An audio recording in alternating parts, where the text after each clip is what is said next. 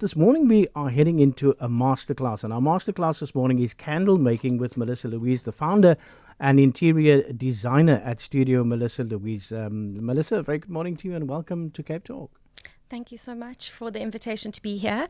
It's my first radio interview, so this is rather exciting. Tell us a little bit about Studio Melissa Louise. You know, your sort of interior designing as well as your candle making, and what is an offer at Studio Melissa Louise?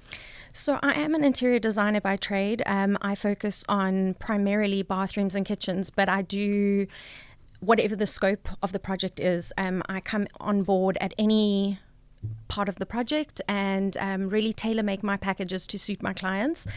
Back in 2017, I was diagnosed with psoriasis, and I had a little bit of a health scare, and that is what led me to candle making.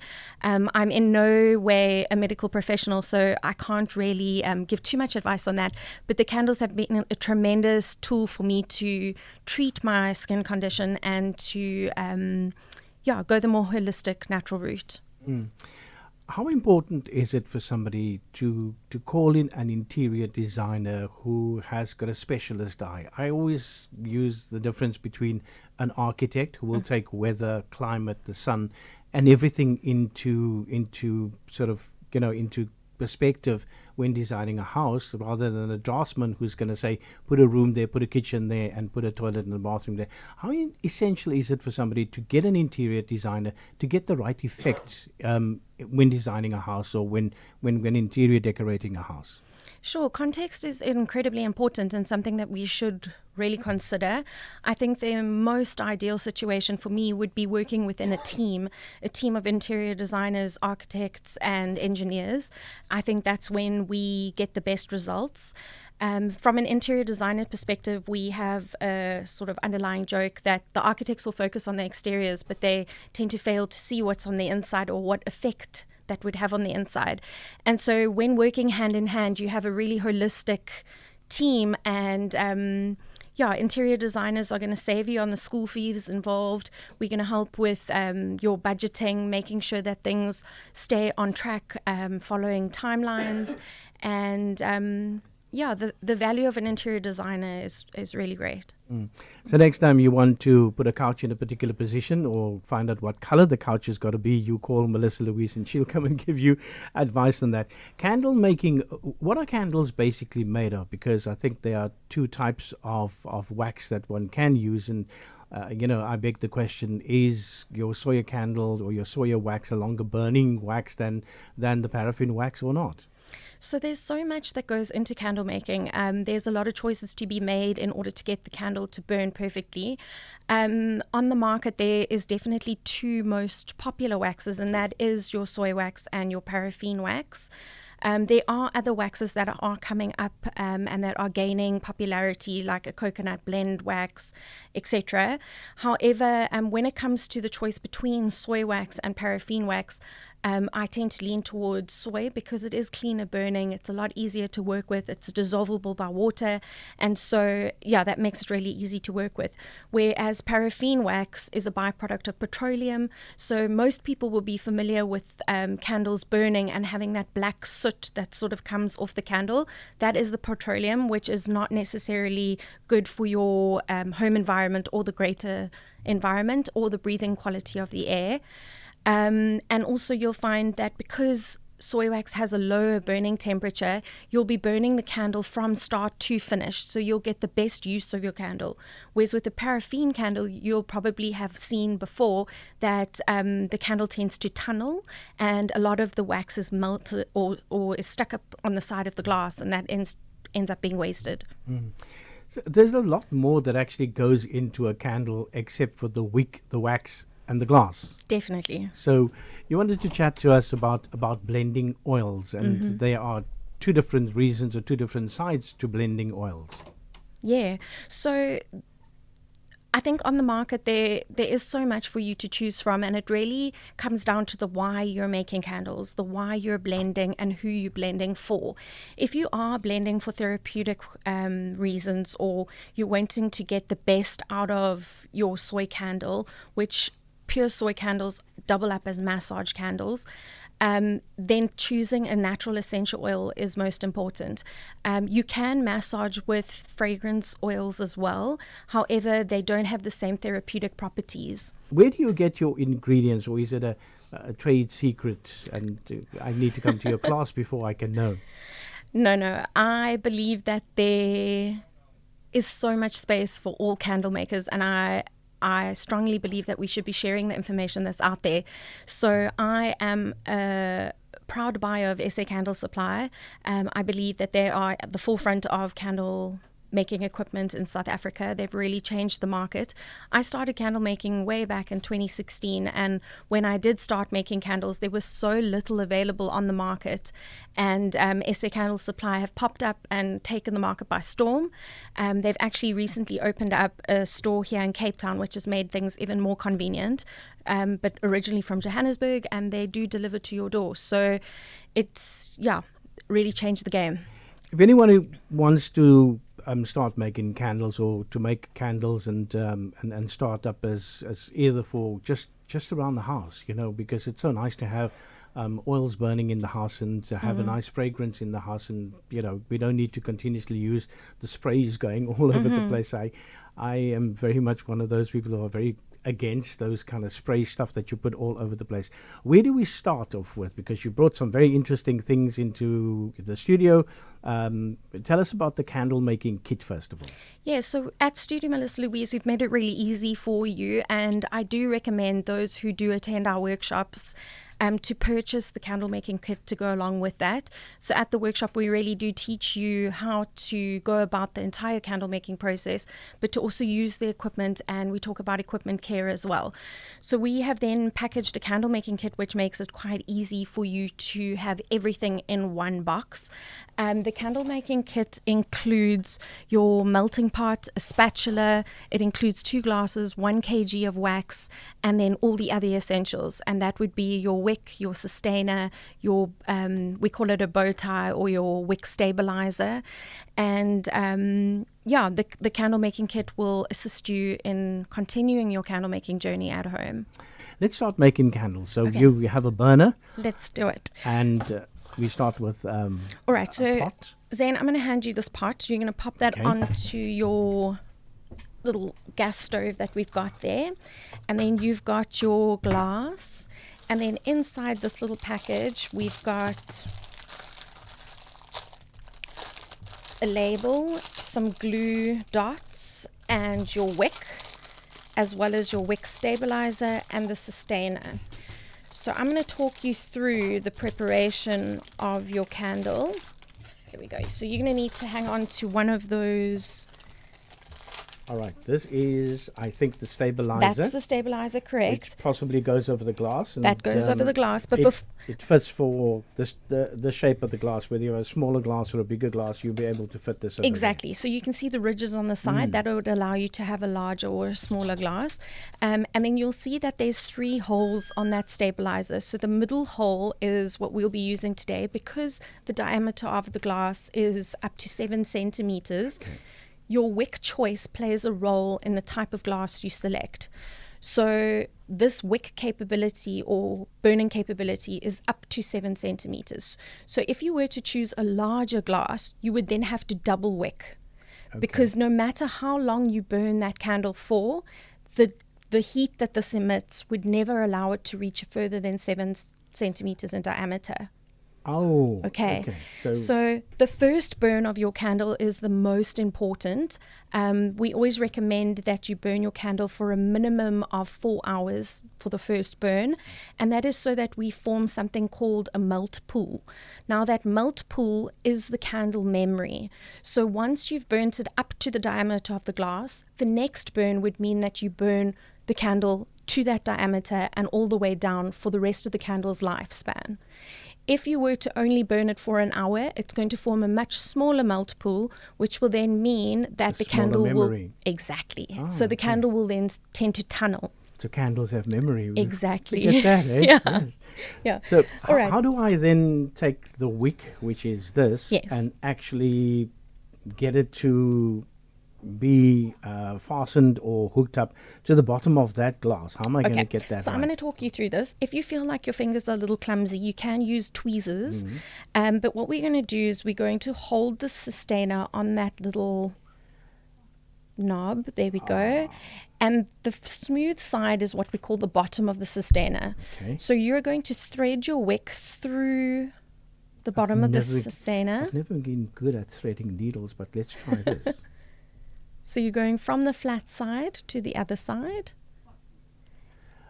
Oh, so it's from flat side to the other side. Yeah, there we go. So it's upside down. That would make it a lot easier.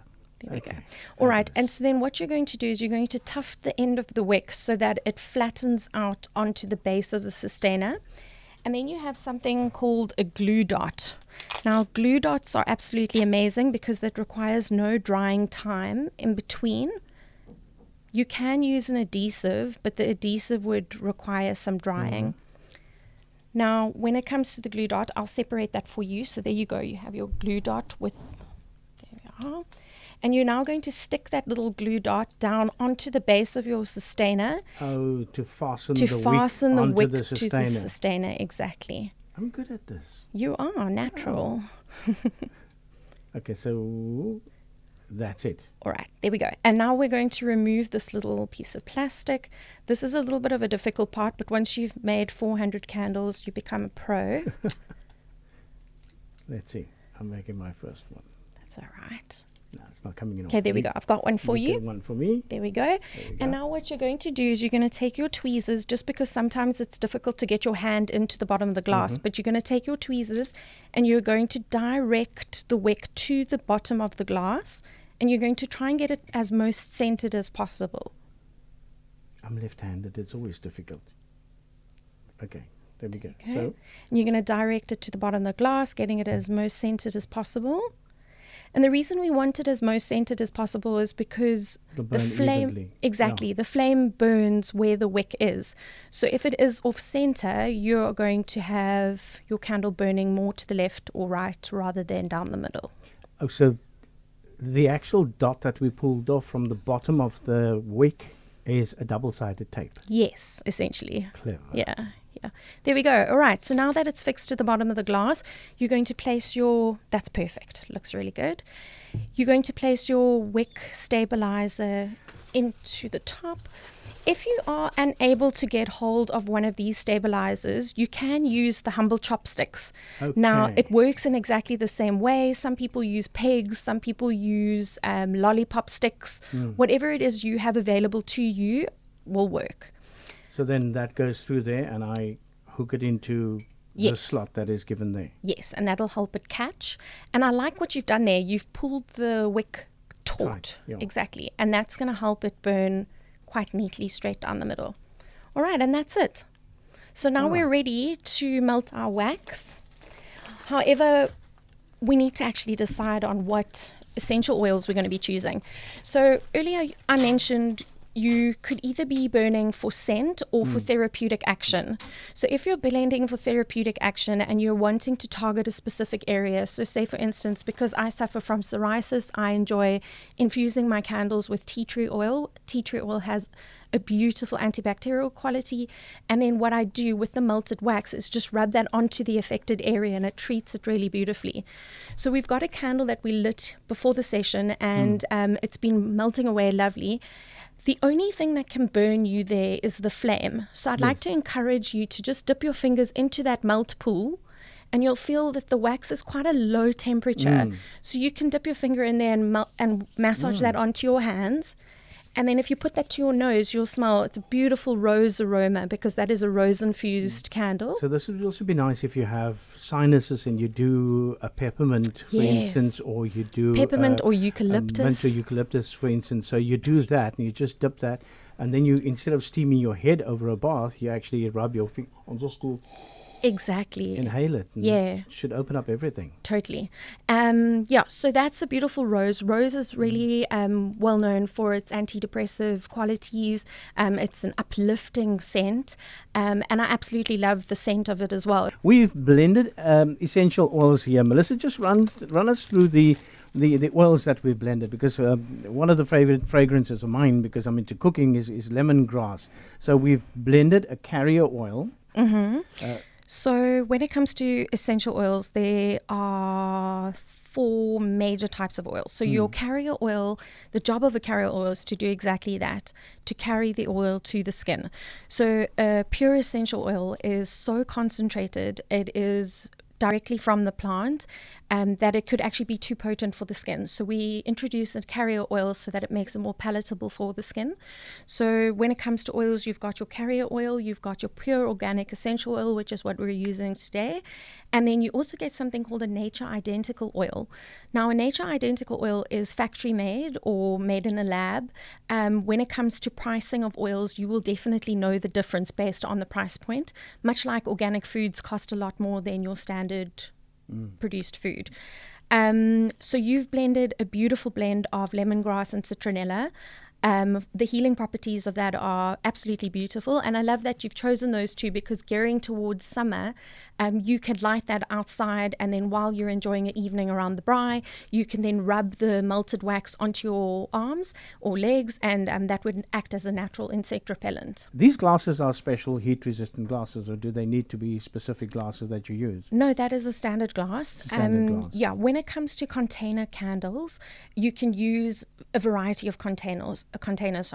So we use in glass, which naturally has a cooler temperature. So when you're pouring the hot wax into the glass, it might contract slightly and you get that sweating away from the edges of the glass. If you were to be using a recycled tin retains heat, so the candle will take a little longer to dry. If you were using something like a piece of driftwood to contain your wax, you would need to keep in mind that wood is a natural product and it's porous, and so that would absorb a little bit of the wax and the oil. So you can really use any container, but like I said, today we're using glass. We've got the wax on a burner, on a gas burner, and of course the important thing is not to burn the wax, Yes. just to basically get it melted, to get it to an ambient temperature, so that you can add the oils into it, because unlike cooking, you don't want to evaporate the actual oils. Exactly. So when it comes to candle making, my sort of ideal recommendation is to keep things low and slow. So candle making as a whole can become quite technical. You can use thermometers to get to your pouring temperatures and etc. I take a far more intuitive, organic approach to candle making. And so I do a lot of pouring by feel. So I would say that this is ready for us to pour. You're welcome to now use your spatula to pour in your essential oil and just stir it in a figure 8 to make sure that it's well incorporated. There we go. That's the essential oils. We've blended them and stir it specifically in a figure 8, because that would give you a good blend of the natural oils into the wax. And we're using soy wax, yeah? Yes, the pure soy wax. And when you are mixing your wax while it's melting, you're actually not wanting to use the spatula too much. You're wanting to just ease off the wax from the side of the pot. The more you mix it, the more air bubbles form in the wax, and you actually want to avoid that. So you just pop that on your cloth. Enough, right? Yes, that's perfect. Wonderful. You want to place your glass in a position where you don't necessarily have to move it for a little while, so that it can stand without any spillage. Okay. All right. So let's do this for the sake of the camera and for everybody watching. Okay. And it is okay to spill. That happens often. And pouring the candle wax into that. Is that sufficient? More? I would go a little bit more. I think it looks quite elegant if you leave about a centimeter from the rim of the glass.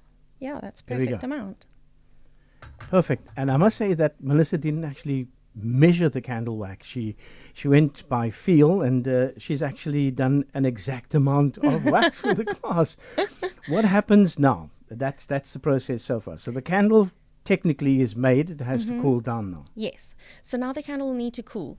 Earlier when I mentioned going low and slow, how that would benefit you is that if you have kept your wax to quite a low temperature, the setting time will be a little bit quicker. If you overheat the wax, it'll take longer to set, obviously.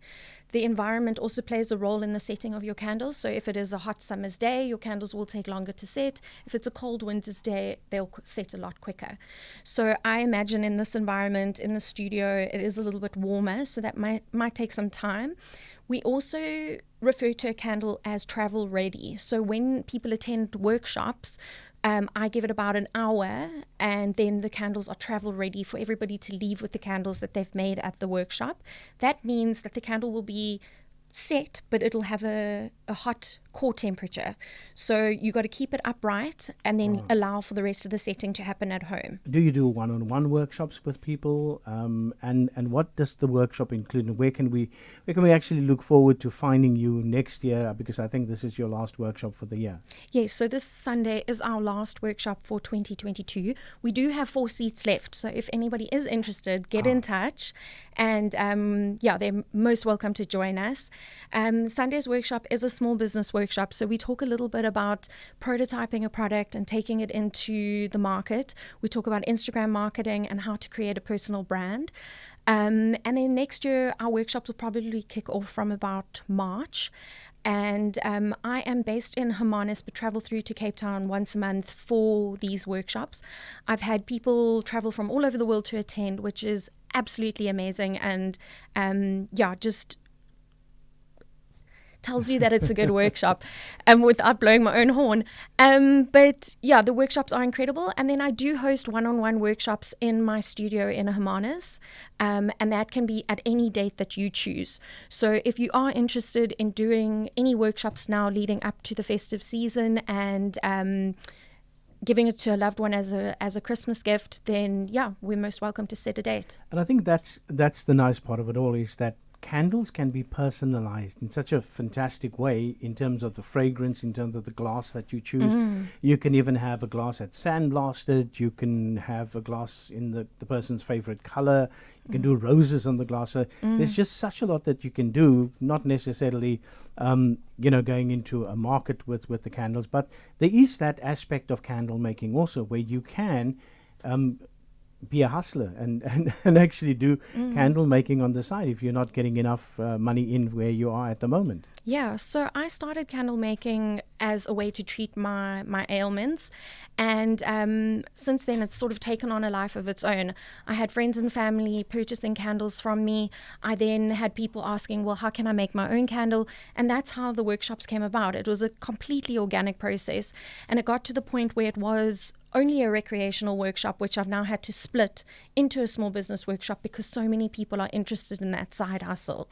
So it's taken on a mind of its own, and I'm happy to be around for the ride. And then I just do want to add that when you take your candle home, you want to leave it up to about 48 to 72 hours to fully mature. And then when you trim your wick, you're going to trim your wick a little, just over a centimeter from the top of the wax. And then you're going to want to care for your candle after every burn. So keep that at 1 centimeter and you'll get the perfect burn. You can reach Melissa at hello@Melissa Louise, Melissa. Louise is Louise, because there's just so many spellings of Louise. But it's Melissa, melissalouise.co.za. Fantastic. I've made a candle. And you've done it brilliantly. Thank you so much.